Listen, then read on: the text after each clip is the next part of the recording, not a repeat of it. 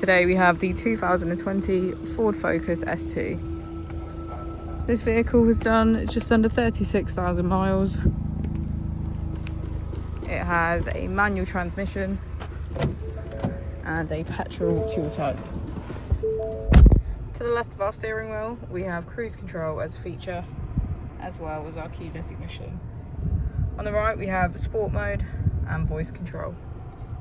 Moving onto our screen, we can access Apple CarPlay, Full Pass Connect and Valet mode, mobile apps, navigation and Bluetooth. If we put the vehicle into reverse, we can see that it comes with a parking camera with front and rear parking sensors. Just below our screen we have our dual zone climate control with heated seats on either side and our heated steering wheel.